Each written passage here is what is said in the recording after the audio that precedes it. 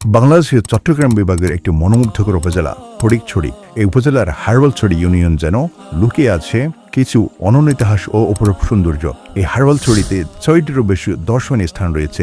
আজ আমরা চলেছি ভ্রমণে হারওয়ালছড়ির 2টি অসাধারণ দর্শনীয় স্থানে, বিমান চত্বর এবং গাইবী শাহী জামে মসজিদে। চলুন প্রকৃতি আর পবিত্রতার এক আশ্চর্য যাত্রায় আমাদের সঙ্গী হন। হারওয়ালছড়ির পথপথে ছড়িয়ে আছে সবুজের সমারোহ, গ্রামীণ রাস্তা, চারপাশে গাছের ঝাড়ি, খালবিল আর পাহাড়ি টিলা, সব মিলিয়ে এক স্বর্গীয় অনুভূতি।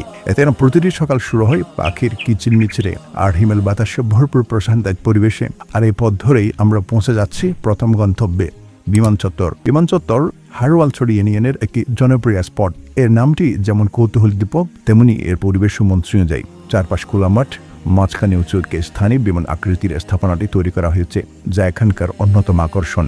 স্থানীয়রা বলেন এটি যুদ্ধকালীন সময়ের এক প্রতীক। সাপ্তাহিক ছুটিতে এখানে ভিড় জমে স্থানীয় মানুষের। কেউ আসে ছবি তুলতে, কেউ আসে বিশ্রাম নিতে। বিশেষ করে বিকালের সময়টা এই চেয়ারগুলোতে বসে আকাশের দিকে তাকিয়ে সময় কাটানো এক অন্যরকম আনন্দ। ছোট বড় সবার জন্যই এর একটি চমৎকার বিমান কেন্দ্র।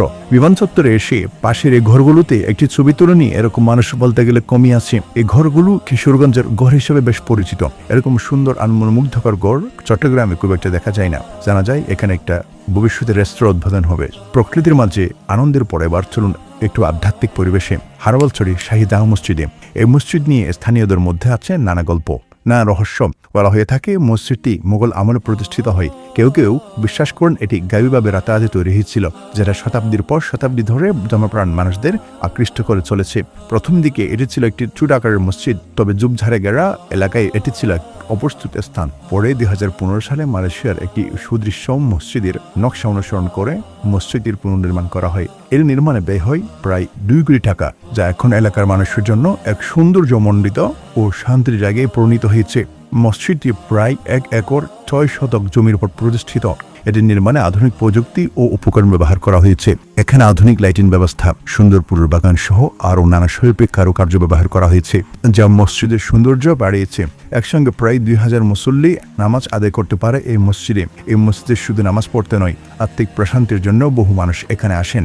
এখানে এসে কেউ কখনো ফিরে যান না মন ভারাক্রান্ত নিয়ে। হারওয়ালছড়ির বিমান চত্বর আমাদের দেয় আনন্দ আর অবসর যাপনের এক শান্তিপূর্ণ অভিজ্ঞতা। আর গাইবী শাহী জামে মসজিদ আমাদের স্পর্শ করে আত্মার গভীরে। এই দুটি স্থান যেন প্রকৃতি আর পবিত্রতার 2 দ্বীপ। যারা এখন আসেননি তাদের জন্য একটি বন্ধুত্বপূর্ণ আহ্বান। একবার ঘুরে যান, অনুভব করুন নিজ চোখে। এ ছিল আজকের হারওয়ালছড়ি ভ্রমণ। দেখা হবে আবার নতুন কোনো গন্তব্যে। ভ্রমণ করো, জানো দেশকে। আল্লাহ হাফেজ।